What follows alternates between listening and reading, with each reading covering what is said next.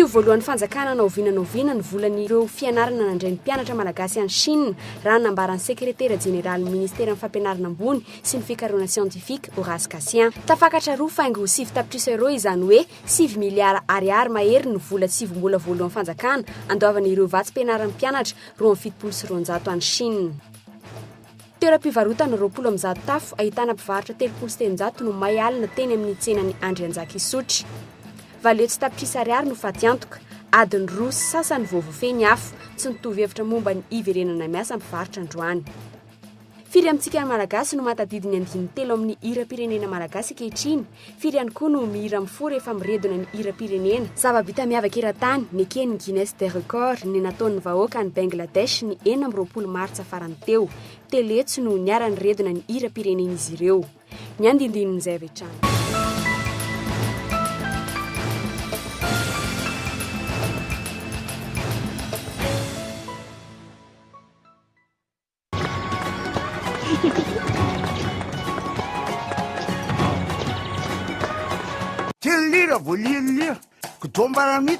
Kibaya kelika ihany fampisehoana miataka amin'ny gôty zoma 11 avril manomboka amin'ny 7 sasany alahady 13 avril manomboka amin'ny 3 ao amin'ny CCSK. Sponsor EKGcom, partenaire Gazety Tanindrazana, Active Après, radio officielle RDJ, partenaire média Cool TV, ASM Radio. Cyril miaraka amin'ny etetete resaka politique, resaka fitiavana. Un événement One Vision.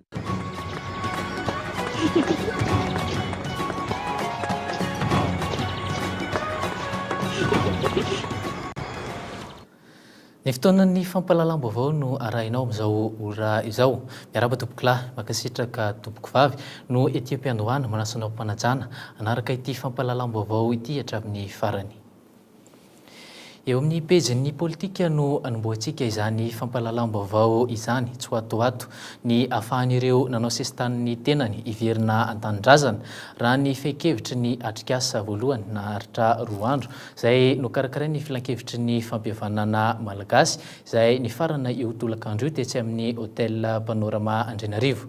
Fikambanana miisa 500 amzato nahitana solitena miisa 20 sy 200 no niatrika ity atrikasa ity tato anatin'izay 2 andro nanantanterahana azy izay araka ny FFM mpikarakara. Yandry Rarson no mitatitra ny vaovao. Atrikasa savaranandro no natao, izany hoe fitantarana manejabe mbola ho avy no antony nanaovana ity atrikasa ity. Fa mariparitana izay fomba hitondrana ny endriky ny fampihavanana tsy tanila sy aritra no resahana nandritry ny 2 andro nanaovana ny atrikasa. Manambary izay fehi-kevitra izay ny tompona andraikitry ny serasera eo anivon'ny FFM Razafimaro Benjamin. Satria mbola vakiraoka araka ny fiteny azy ny asa natao. Zao eo fanaovana ny tatitra amin'ny asan'ny Vomera ny Vomera tsirairay fa mbola izy zany ny fandaminana azy tsy misy overy ireo tolo-kevitra nomenareo fa fandaminana fotsiny no atao ho alamina tsara akan'izay tokony handaminana azy. Mila vola amin'ny fanaovana izany fampihavanana izany.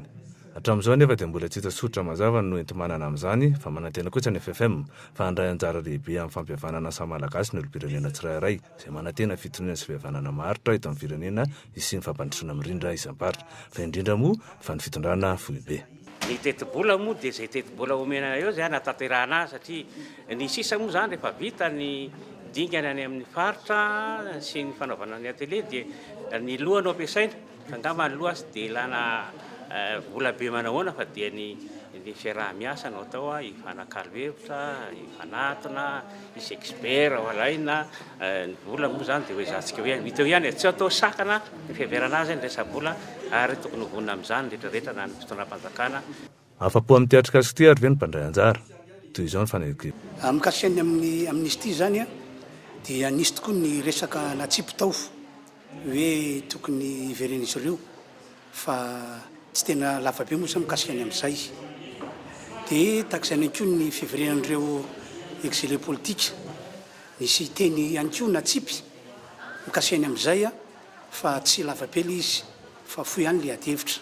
Efa dingany iray lehibe zany amin'ilay fampihavanana no nataon'ny FFM tsisy zavatra anjara le fampihavanana raha tsy miaikineliko anataony aloha reo le fotoana rehetrarehetra niza tsisy akanavaka satria lazany rehetrarehetra fa sary nanao ny adisona daholo izy rehetrarehetra. Tsy hita nandritra ny lanonana famarana teatrika azy ity ireo ambasador niatrika ny fitoam-panokafana omaly sy ireo olo manan-kanja eo anivon'ny fitondrana. Na ireo mpanao politika malagasy toa an'ireo filoha teo aloha telo lahy eto an-tanindrazana aza tsy nisy nanatrika izany. Solitena nalefa ny fiadidinan'ny republika. Efa tsy izy ireo mialoha ary ve fa tsitsy ny fehi-kevitra mavesatra totrina FM ka antony tsy nanatrehan'izy ireo izany lanonana famaranana izany. Fanambila be anefa napetraky ny FM fa amin'ity taona 2024 ihany dia tsy maintsy sososa io fampihavanana io.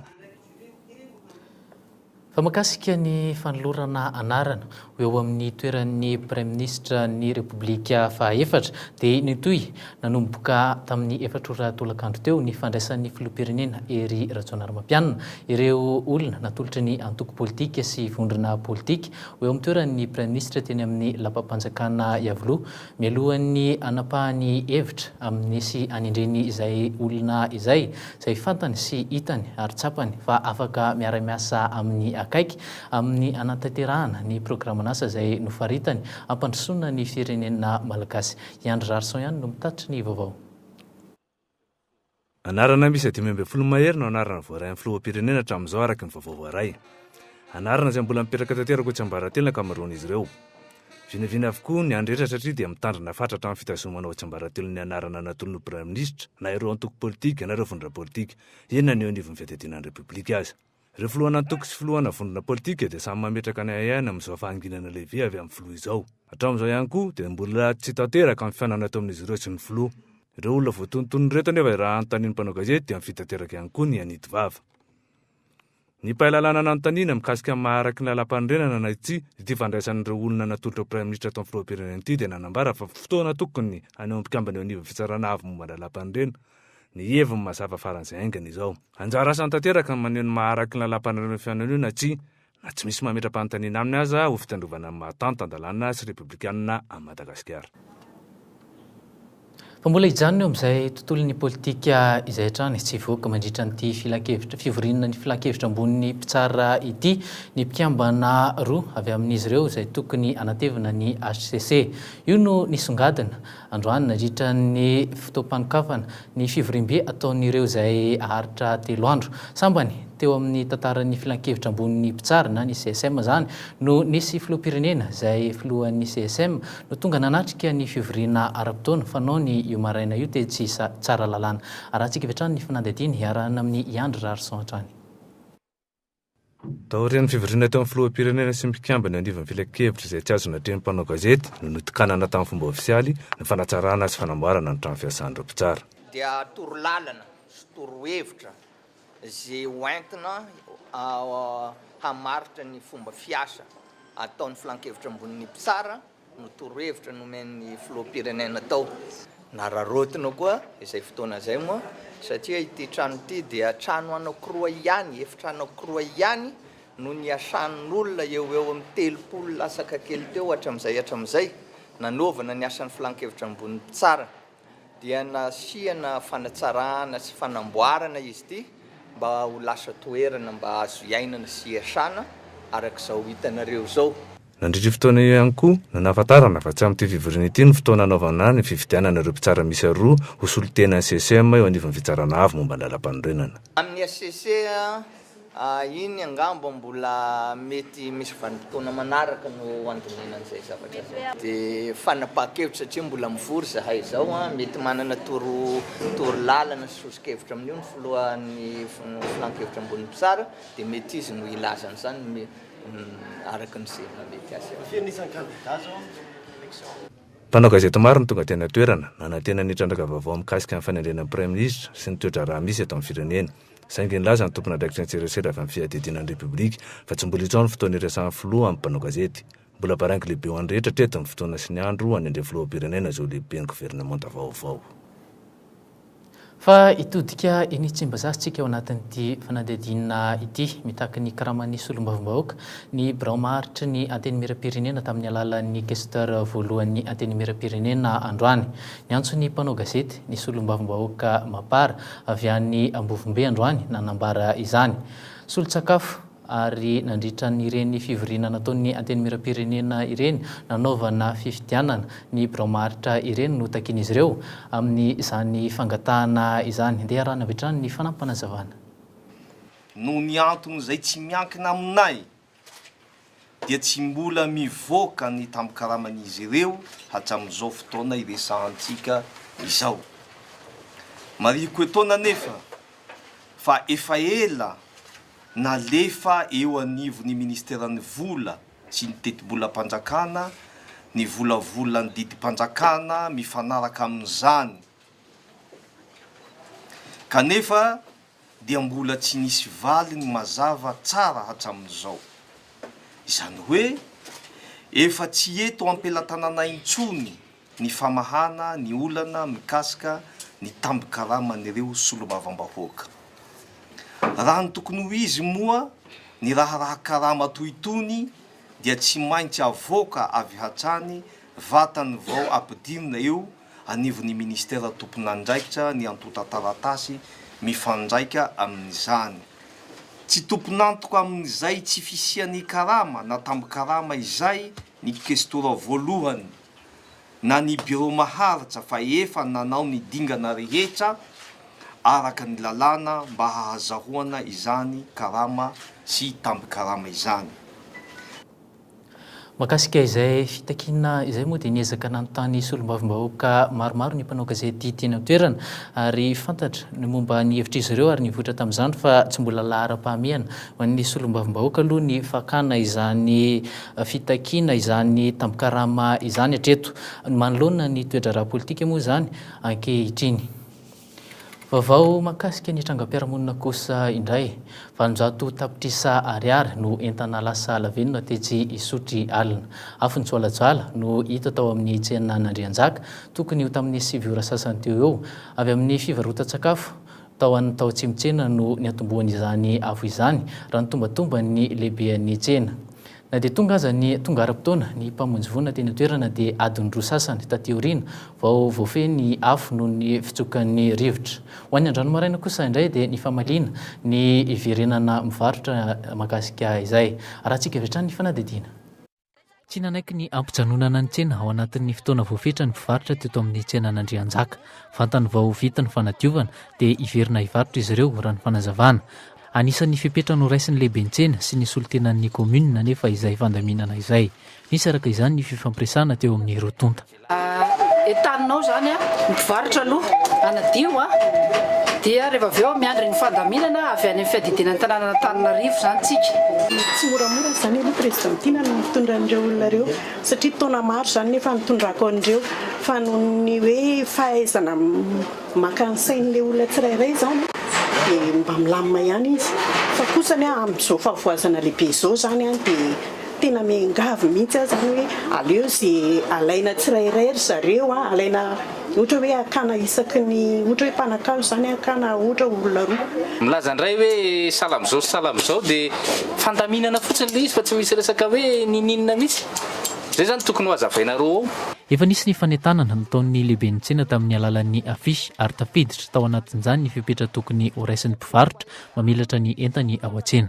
Taloha zao zavatra voina zao moa dia efa nisy fampilazana araka ny lalàna fehan'ny tsena atao amin'ny komuna dia afaka jerena angamba ny afisy azy ity mbola misy doblany eo any amin'ny birao. Teo mpanadiovana ny sisa navelan'ny afo ireto mpivarotra ireto no tratranay. Kila Freid 100 ny entana rehetra. Zara raha misy otsimponina.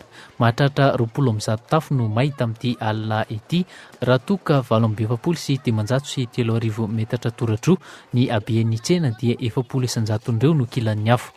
Raha kapoka manodidina ny 700 tapitrisa ariary ny entana lasa lavenina. Araka ny fanazavana avy amin'ny mpamonjy vonina dia tsy manara-penitra ny fivarotana ao anatin'ny tsena Andrianjaka io amin'ny resaka aro afo. Eo aloha ny fivarotana azo fa eo ihany koa ny fisisian'ireo mpivarotra amin'ny sisiny ka manery ny tsena. Efa misy ny fiara-miasa apetraky ny mpamonjy vonina amin'ny olana tahaka itony. Ho an'ilay mpivarotra rehefa misy zavatra mitsanga ohatran'ireny dia mizara roa ilay olona. Misy miezaka mamono ny afo dia misy ihany koa miezaka atsovy ny sapeur-pompier fa moramora kokoa an'ny sapeur-pompier zany a no miady amin'ny fendohan'ny afo. Ny commune ny mpitandron'ny filaminana ny lehiben'ny tsena no miara-misalahy amin'ny fanarenana ity tsena ity. Hatreto mbola fanadiovana ny vita ary angatahany lehiben'ny tsena amin'ny commune ny ampanaraham-penitra ny fanorenana izay atao. Raha iverenantsika ny tranga omaly alina dia tsy ny fankahitana noho ny setroka teny amin'ny tsenan'ny Andrianjaka izay. Camion enina be izao avy amin'ny mpamonjy voana no niara-ny farimbona tamin'ny famonoana ny afo. Tsy nisy nanam-po ny manodidina fa efa afo mijoalajoala no hitan'izy ireo vao samy taitra. Arao vetrany ny fanadidina. Adiny roa aoriana vao voafeny afo. Isan'ny nahasarotra ny fifehezana ny afo ny amaroan'ny zavatra tao an-tsena izay samy mora may avokoa. Tahaka izany zao ny fivarota-kazo, autoradio, pièces télé, plastika, plomberie sy ireo pièces isan-karazany ilaina amin'ny asa fanorenana. Tsy vao voalohany no namay an'ity tsena ity, saika miverina isan-taona izany. Manoloana izay samy manana ny filazany ny ponina amin'izay mety ho nahatonga ny afo. Izy io nanomboka maindroraindrona be ary tena gaga be zay tranendrefa natany miatrany aminay tanendrefa tamana hoe sao dia mba lalo courant le kizy dia raha verinay hoe lalo courant le kizy dia ohatrany nandrinandrika eo daholo aloha le olona dia vetivety dia alafo manga be iny zay ny zatra nagaga ny isan-taona ve dia ohatr'izao foana ny iainana.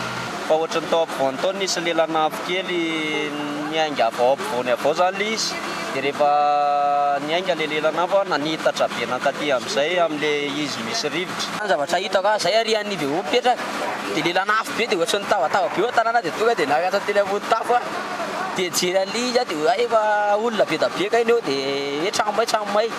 Tsy ahivony fa miisa 300 sy 300 ny trano fivarotana ao amin'ity tsena ny sotry ity. Etsy ankilany na dia teo aza ny ady natao tamin'ny afo.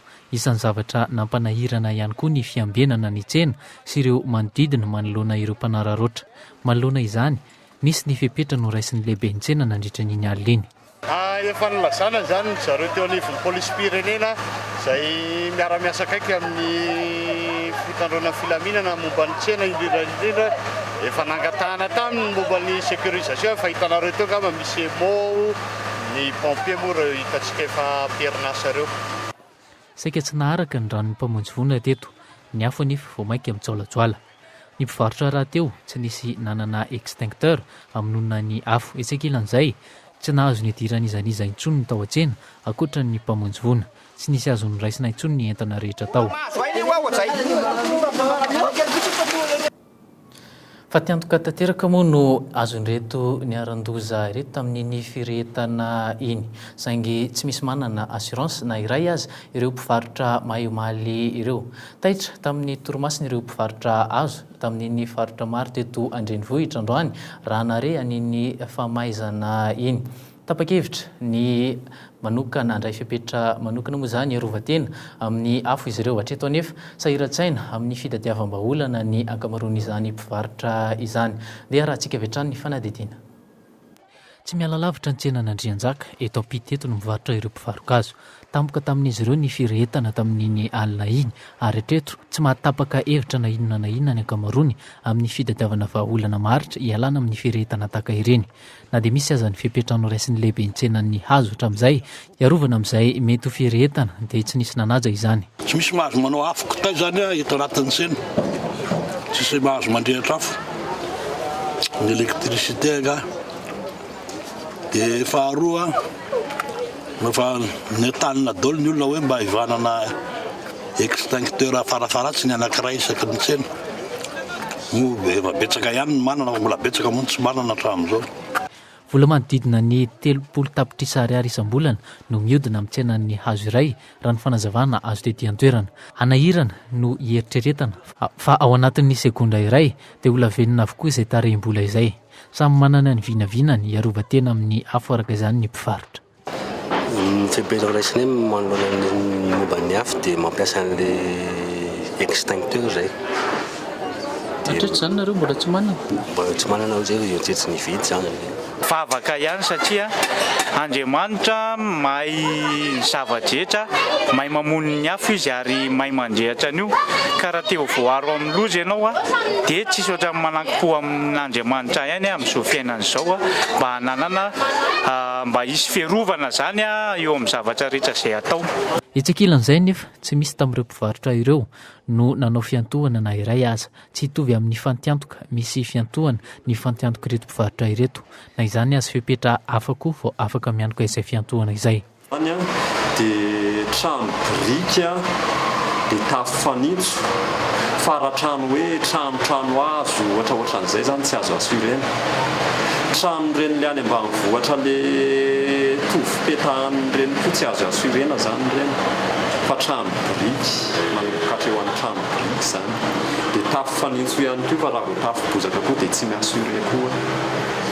Ilaina araka izany ny mailo amin'ny tranga tao ireny. Tsy fitandremana kely monja dia mety hiteraka afo mijoalajoala. Ankoatra ny fampiasana fatana ao trano, eo ihany koa ny tsy fahaiza-manao amin'ny fametrahana ny jiro sy ny rano ampiasaina ao tokantrano. Ity farany izay mahatonga court-circuit matetika ao eto an-drenivohitra. Dia iny vaovao iny koa no itotiantsika amin'ireo maresaka sosialy. Faritra 30 tany atsimona Antananarivo no tsy nahazo famatsin-drano intsony nanomboka omaly maraina. Antony ny famatsin-drano fahasimban'ny fantson-drano ray lehibe tetsy Ambomiandra. Efa vita tanteraka ny fanamboarana ankehitriny saingy mbola misy an'ireo faritra sasantsasany no mbola tsy voavatsy rano amin'izao fotoana izao voakatry ny tsy fampian'ny tosiky ny rano miakatra ao amin'ny sinibe mpamatsy ireo fantsona ireo. Manao antsoavo ny avy eo anivon'ny jiramaraka izany ny mba ampandrenesana aingana azy ireo raha vantany vao misy izay fahasimbanana fantsona izay. Arahantsika avy ny fanampanazavana. Dia mba entanina zany ny mponina zany mpampiasa rano mba tena ho amin'ny filana andavanandro zany no hoe ampiasana le rano. Dia manarak'izay koa eto dia manaraka ohatra antsika mpampiasa rano zany izay mba mahita rano vaky ny an-dalana eny dia mba ampandre ny jirama amin'izay masovoa akaiky azy indrindra. Eto dia manentana ny olona misy adresy mail info@jirama.img. Mamboly ijanony amin'izay pejin'ny sosialy izay hatrany isika dia manohy ny diany miankandrefa na manaraka ny fitsokan'ny rivotra ny dian'ireo andiam-balala nisy teto Antananarivo omaly. Tany Imeritsy Tosika no nisy ireo andiam-balala ireo androany maraina. Voly maro no efa potika saingy tsy mbola manana tatitra mahakasika izany avy eo anivon'ny FAO sy ny ministeran'ny fambolena. Araka izany ary nanantitra izy ireo tamin'ity anio ity fa efa be ny ezaka vita ka ireo teknisianina midina an-tsehatra amin'ny famonoana ny valala no mahafantatra bebe kokoa izay lahara-pahamehana amin'ireo faritra manerana ny Madagasikara ireo. Ny Andro Nendrerasoa no mitatitra ny vaovao. Velarantany manodidina ny 1,750 sy 7,4 hektara no efa voaharo amin'ny andiam-balala tamin'ny alalan'ireo fiaramanidina aéronef 4 nampiasaina nanomboka ny volana septambra tamin'ny taondasa ka hatramin'ny 7 avrily farany teo raha nitatitra avy amin'ny FAO androany. Piasan'ny CNA, ny FAO ary ny DRDR tsy latsaky ny 570 isan'andro miainga amin'ireo foibe 3 ao Toliary, Morondava ary Antsirabe no mitsinjara amin'ireo toerana amingorana ny valala. Mizara roa ny fidinana an-tsehatra, anabakabaka sy antanety. Fandaharana asa natao iadina amin'ny andiam-balala manerana ny Madagasikara no tanterahin'ny FAO amin'izao fotoan'izao. Tsy maintsy atao lahara-pahamehana arak'izany ireo faritra itoerany andiam-balala betsaka indrindra.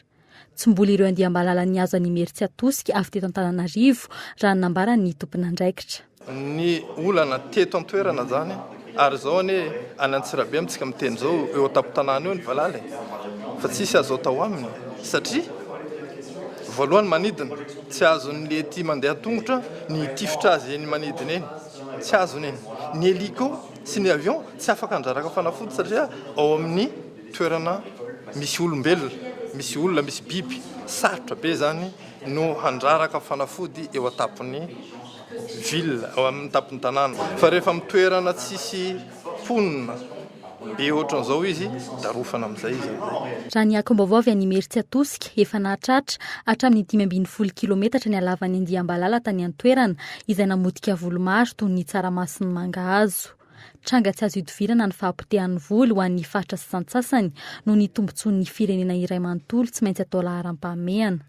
Tsy mbola misy tatitra mahakasika ny voka-dratsy ny Andiambalala saingy tsy maintsy hisy fepetra ho raisina ho an'ireo fatra nahita faisana indrindra eo amin'ny lafiny fambolena amin'ny andiany faharoa ao anatin'ny ady amin'ny Andiambalala.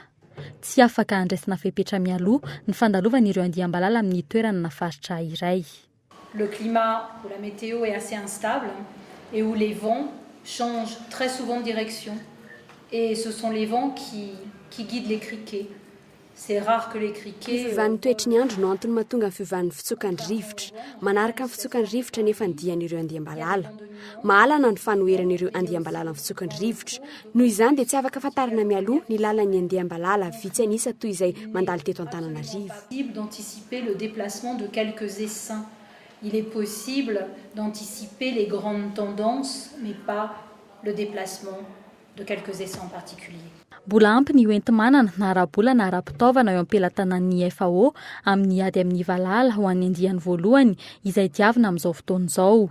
Mbola mila teti-bola hatramin'ny 30 tapitrisa ariary kosa ny ministeran'ny fambolena amin'ny tanany andiany 3 ka hamerenan'ireo Valala sisa tavela any amin'ny fatra tsy mandrefana ny avy iny. Aorian'izay isaky ny 3 taona no vao tokony atao ny famonoana Valala mba tsy hisian'ny tranga tahaka izao. Mbola manao antso avy ihany ny ministera ny amin'ny tsy tokony hinanana ny Valala amin'izao vanim-potoana izao noho izy ireo misy pozina ka mety hitera-doza ho an'ny fahasalaman'ny olombelona. Mbola hijanona eo amin'izay pejin'ny sosialy izay hatrany isika ao anatin'izao vaovao izao. Folo andro katroka sisa dia higadona ny fetin'ny Paka. Anomboka hitobaka eny an-tsena araka izany ireo karazan-tsakafo rehetra maro samihafa manomboka izao noho ny vaninandro fety izay moa izany. Fotoana ihany koa mampitombaka ny karazan'entana samihafa izay mety ho lany andro na ihany koa tsy tokony amidy intsony. Dikan'izany mila malina ny mpanjifa rehetra. Amafinsana tokoa ny fanaraha-maso atao momba azy ireny amin'ity indray mitoraka ity hoy ny avy ao anivon'ny ministeran'ny varotra androany. Ary avy hatrany ny fanadihadiana iarahana amin'ny nakandrian-janaka. Paka sy alatsinain'ny Paka fety fitsangatsanganana ary fiarahan'ny fianakaviana amin'ny sakafo ihany koa. Ny sakafo azo tehirizina sy miavaka amin'ny andavanandro ny tena be mpanjifa. Saika mivadika mivarotra izany avokoa ireo manana vola ampiasaina amin'izao fotoana izao ka tsy manana tranombarotra ara-dalàna. Ary azo antoka fa hanomboka hitobaka eny an-tsena manomboka amin'ny herinandro avy eo ireo karazan-sakafo toy ny paty, ny sardine, ny menaka, ny maïs-doux, ny ketchup, ny mayonnaise, ny ronono mandry, hatramin'ny vatomamy sy ny biscuit ary ny ranom-boankazo samihafa. Efa miomana hiatrika izany ny mpivarotra. Tato anatin'ny 5 taona farany ny tombo isa ary tombanina hatrany amin'ny 3 hetsy any hoaniny ny isan'ny mpivarotra an-tselika izany hoe ireo mampiodom-bola ary izay tratra ary saika manana vanim-potoana avokoa izy ireo ary maro no manatevina ny fivarotana mivelatra amin'ny arabe sy ny tany tahaka izao. Mpamongady eny amin'ny karana no ankamaroan'ny fakan'izy ireo entana araka ny fanadihadiana nataonay. Tsy dia mahalala firy momba amin'ny fanajana ny daty mahalany andro an'ireny karazan-sakafo samihafa ireny na ireo mpivarotra azy. Satria ny entana izay amidanay izany raha tsy mihinana izay tsisy afaka mihinana hoe matahotra izay mihinana izay vao mena olona.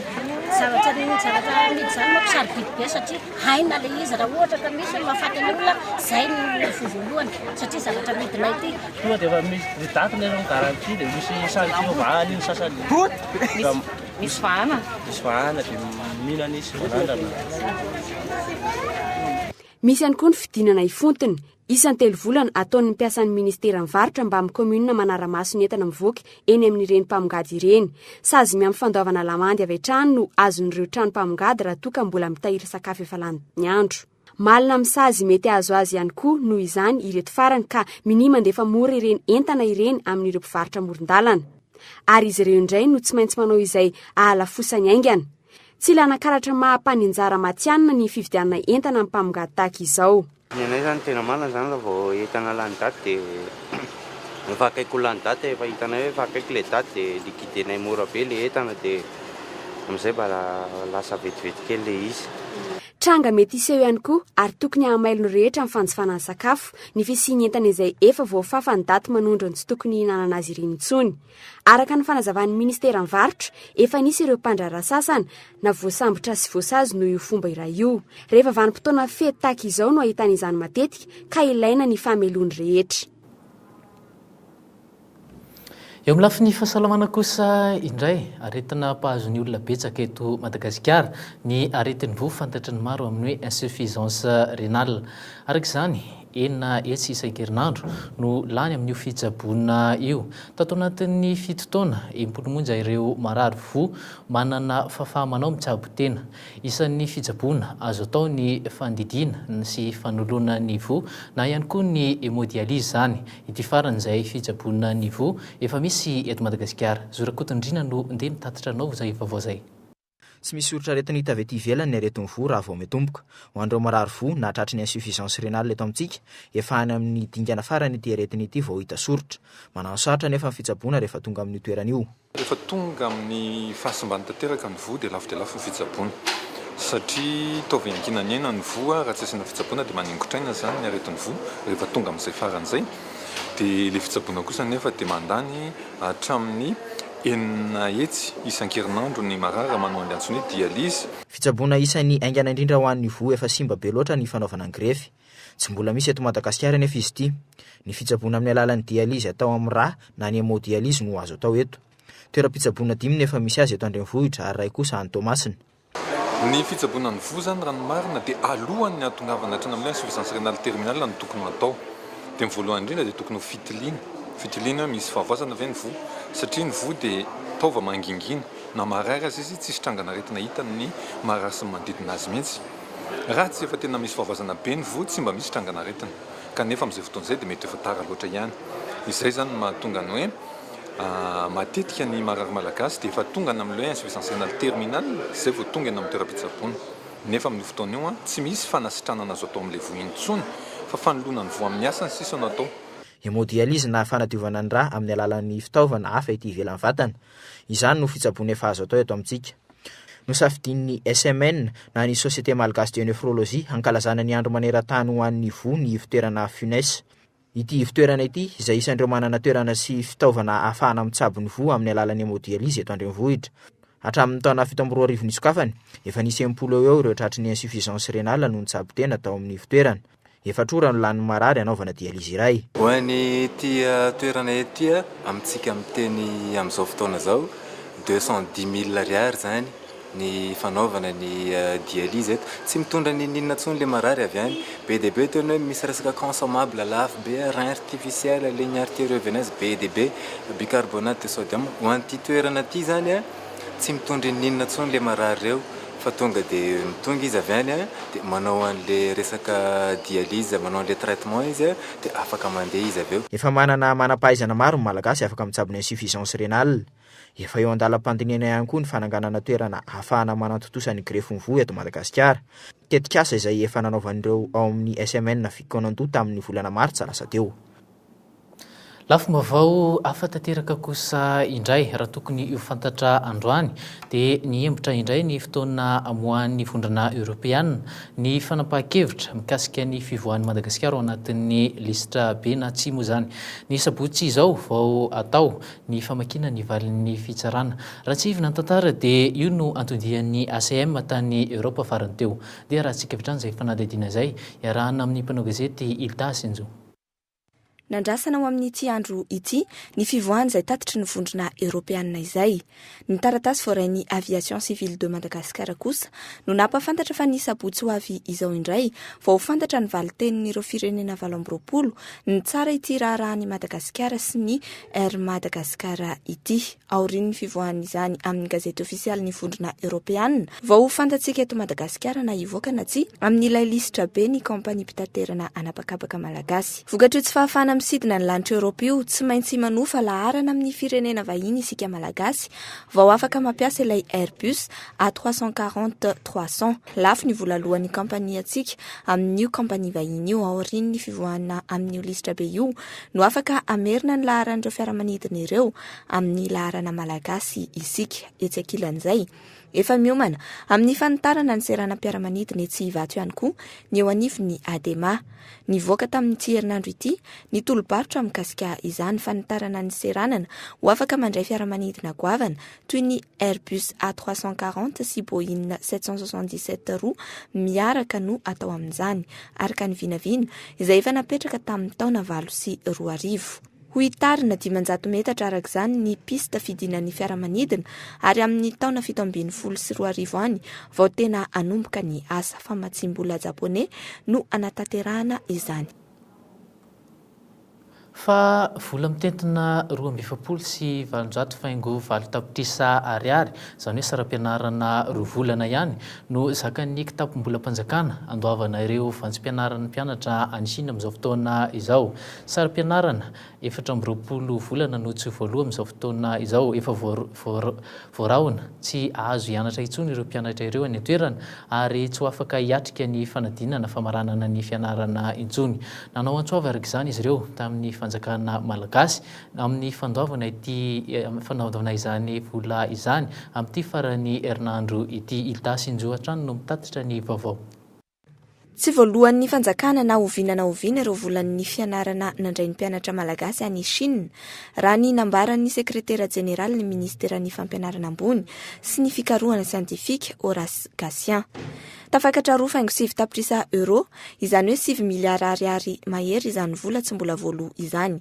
Hatramin'izao mitoy ny fifampiresahana eo amin'ny ministera mpiandraikitra sy ireo sekoly any Chine ireo araka ny vaovao azo toy ny tamin'ny taona lasa efa nandefa taratasy fangatahana famindrapo ho andreo mpianatra malagasy ireo ny fanjakana malagasy amin'ny alalan'ny ministera fampianarana ambony sy ny fikarohana siantifika. Ny ministra ny vola raha teo efa nilaza fa andraikitry ny ministera tompon'andraikitra no manao ny fandrindrana ny fandoavana ireo volan'ny mpianatra any Chine ireo. Ny zavatra fanarahana tamin'ireny olona ireny tamin'ny fotoan'andro ny teny hoe rehefa mipetraka ny programa nasam-panjakana na ilay hoe PGE zany dia anatin'ireny no ametrahana ny fijerenany tombotsoan'ny mpiasam-panjakana maro zany. Ka raha ny amin'izao fotoana aloha zany dia miandry zay fanapahan-kevitra avy any amin'ny ministera ny fampianarana ambony ny amin'ireo fitakiana maro samihafa zay mandeha ny tsefatsefan'iny. Tamin'ny fiandohan'ny ity herinandro ity nisy ny antsoavy nataon'ireo mpianatra 270 sy 200 any Chine. Antsoavy izay mitatitra ny fandrahonana fandroahana sy tsy fahafahana manao fanadinana arangarangan'ireo sekoly mandray ireo tanora malagasy ireo. Fin mois de juin farany ahafahan'izao miandry ny saram-pianarana izay tsy voalohan'ny fanjakana malagasy mandritra 2 taona zay. Ka noho izany mangataka aminareo re zahay manjerenareo kaiky mikasika anay aty Chine. Raha tsy aivina, efatra amin'ny taona lasa no nanambaran'ny ministera fampianarana ambony fa tsy ho vitan'ny fanjakana no manefa ireo vola ilaina ho an'ny mpianatra any Chine ireo. Tsy mitovy avokoa ny fepetra ahafahana mianatra any ivelany amin'ny alalan'ny vatsim-pianarana.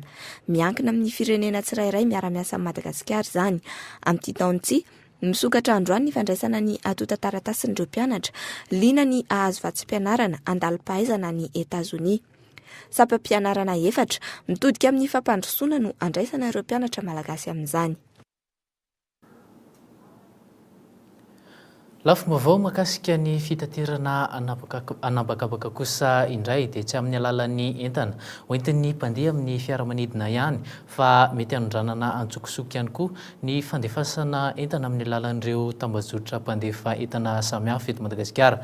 Na dia efa avolenta aza ny fitsirina atao mbola misy sahy mampiditra entana mampidi-doza ihany ao anatin'ireo fonosana alefa makany ivelany. Ny Andro Rerasoa no mitatitra ny vaovao. Fitaovana mora mirehitra, maranitra, sarobidy, mora potika na mananaina ireo amin'ny ankapobeny no tsy azo alefa makany ivelany amin'ny alalan'ny fonosan'entana hoentin'ireo tambazotra efa voatokana ho amin'izany. Manomboka amin'ny zavatra kely indrindra toy ny afokasika ka hatramin'ny fitaovam-piadiana, ireo vato sarobidy sy ny volamena dia voarara avokoa. Ny fitandrona ny ain'ny mpandeha mandeha amin'ny fiaramanidina na sambo mitondra ireo entana ireo no antony. Tsy fitandremana kely tsy na dia mety hamoizana ain'olona maro. raha ohatra lithium batterie zao reny zany zao dia efa entana tafiditra ao anatiny hoe entana mampidi-doza ary ny zavatra efa nisy efa teny kanisy tsy tato amin'ny DHL akory fa tany ivelany dia nirehatra mihitsy ny avion mitondra an'ilay izy satria ao anatin'ny hafanana à certain degré zany de température et de pression dia mirehatra ilay izy dia mirehatra mihitsy ny sota ny rehatra ny avion. Misy amin'ireo mpandefa entana ihany koa nefa ny manao fanahinina manondra an'ireo entana voasokajy ao anatin'ny mampidi-doza. Entana mampidi-doza tsy ho an'ny mpandeha ihany fa ho an'ny mpandefa entana sy ny tambazotra mandefa izany. Tranga tsy dia mateti-piseho saingy efa nisy teto amin'ny tambazotra iray ny tsidianay. Nisy mihitsy zany ary tena efa nitranga tato amin'ny DHL indray taona dia nisy mpanjifa anankiray izay tonga nandefa lobaka izy nakany Maurice ary dia nataony taony tatahany colle zany dia nataony tao anaty colle anaty taratasy kely ilay rongony. Malina trany araka izany ireo tambazotra amin'ny fisavana atao amin'ny entana tsirairay ka saina alefa makany ivelany. Ho an'ity tambazotra iray ity dingana maro no arahina amin'ny fisavana atao vao afaka alefa ny entana iray. Zavatra voalohany apetraka amin'ilay client hoe inona ilay tianao alefa. Izany hoe apetraka mazava zany hoe inona tianao alefa, omeo description mazava hoe inona tsara ilay izy. Dia raha ohatra ka hoe arak'izay valiteniny izay dia mamey izy hoe hitan'ilay ankizy zany hoe azo alefa ilay izy dia mbola misava.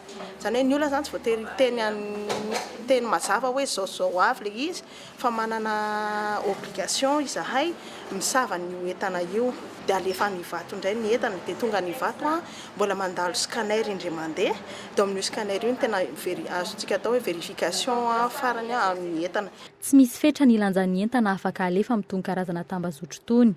Manomboka amin'ny 995 kosa ny fandefasana izany arakaraka ny habeany sy ny firenena handefasana azy. Entitra ny fisavana toy ny fisavan'ireo entana eny amin'ny seranam-piaramanidiny vato. Rehefa avy natsidika taminao ny maresaka mahakasika ny fitaterana nabakabaka dia andeha isitaka any amin'ny vaovao any ivelany kosa isika. Firy amintsika malagasy no mahay ny andiny telo amin'ny hira-pirenena, firy ihany koa no manao an'izany amin'ny fotateraka. Araka izany zava-bita miavaka tafiditra ao anatin'ny Guinness de Record 2014 nataon'ny vahoaka tany Bangladesh ity fanadihadiana ity tamin'ny 24 Martsa farany teo. Ndeha arahana avy hatrany izay fanadihadiana izay.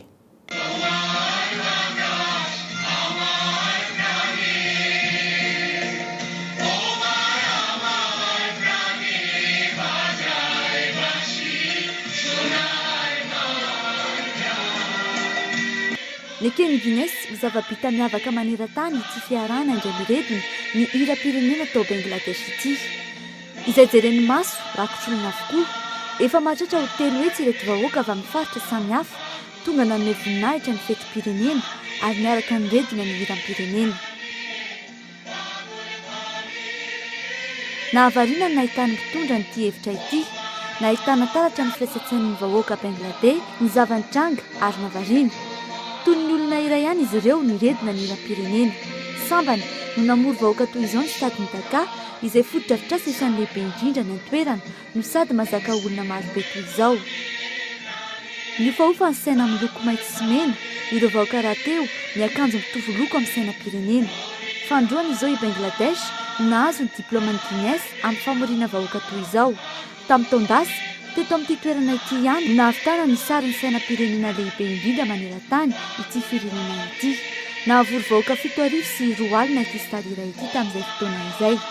Tsy latsa-danjan'izany isika eto Madagasikara. Raha ny kianja be any Mahamasina mazaka olona hatramin'ny 4 alina.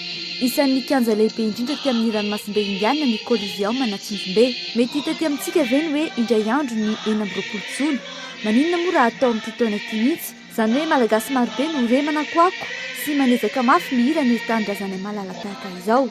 Mety tsy ho vita aloha ny amoro olona mahery ny telo hetsy amin'ny manodidina ny Mahamasina. Everina kosa fa azo atao tsara ny karakara izany isapokotany ohatra mba ho fianarana sy famerenana amin'ny lanjany indray ny hiram-pirenena. Hiram-pirenena izay ny andiny voalohany sy ny famerenana ihany no tena hainy sy ny maro matetika. Ho an'ny zareo Bangladesh efa miomana ny amontsana ny isa telo hetsy miara-niredina ny hiram-pirenena io. Izy ireo ankehitriny ny ampitombo avo roeny izany no tanjona amin'ny herintaona. Tanjona tratrarina ny amin'ny zareo ny hoe rehefa fetim-pirenena rehefa 24 Martsa dia ny vahoaka rehetra amin'ny ora iray voafaritra tsara no miara-mihira ny hira-pirenena avokoa izy ireo amin'ny fankalazana izany fetim-pirenena izany.